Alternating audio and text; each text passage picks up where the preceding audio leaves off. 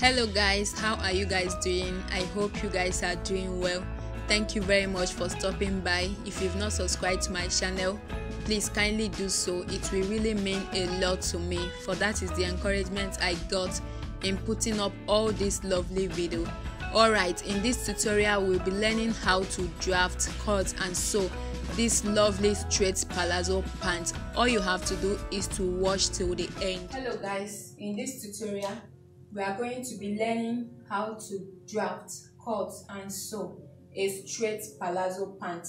So all you need is your tape rule, curve ruler, pattern master, tracing wheel, eraser and straight ruler, and also white paper. Okay, so what I have here is my basic pant pattern. So this is a pencil trouser. I have a tutorial where I illustrated how to draft this basic pencil pant pattern, and that is what I have here. So if you don't know how to draft a basic pencil pant pattern, is on my channel, so you should go and watch it so that you understand the adjustments we are going to make to it right now. Okay, so what I have here, like I told you, is my basic pencil pant pattern, and the length is my sideways to floor. I also have a tutorial on how to take a basic pant measurement, so you should go and watch it too so that you can have an in-depth knowledge of what we are doing now. What we want to do now is to make some adjustments in this pencil pant pattern so that it can give us a straight palazzo pant. Okay, so this straight palazzo pant is just going to be straight from the knee down to the floor. Okay, so depending on how big you want it to be, that's how you are going to make your adjustment. Okay, so we are starting off now. So at the knee, I'm just going to add 1 inch on both sides. Okay, so what I have here is my front trouser pattern and my back trouser pattern. Okay, so like I told you, if you watch that tutorial you will understand very clearly. Okay, so I added 1 inch on both sides of the knee, and I'm also going to add 1 inch at the back trouser pattern too. Okay, so what I'm going to do now is to measure whatever I have on the knee. I will put it down on the floor length. Okay, so this is what make it a straight palazzo pant.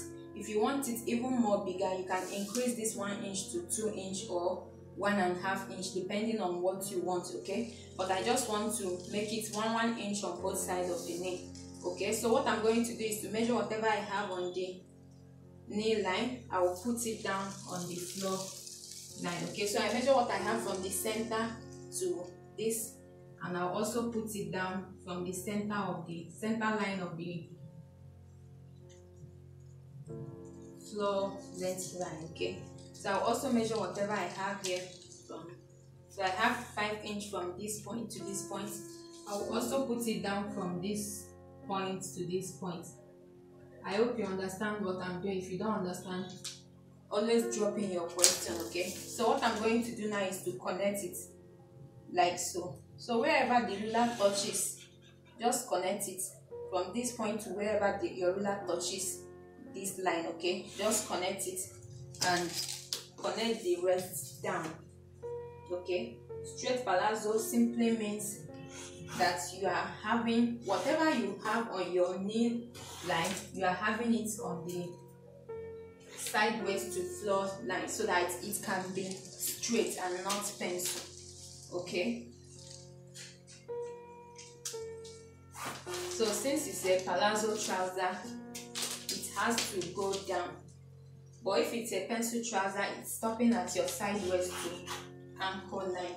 So all these things, you are going to understand it very well when you've watched my video on how to take a perfect measurement of a pant, and also how to draft a pencil trouser. Okay, so just connect it.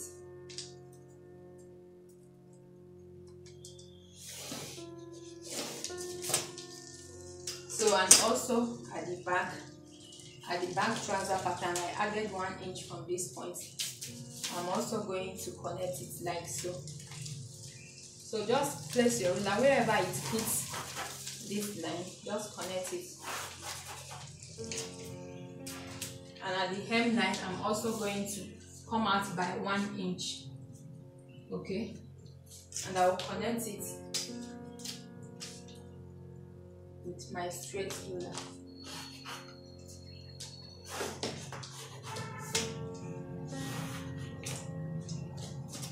Okay, so this is the small adjustments we need to make to this. The next thing we are going to do is now to trace it.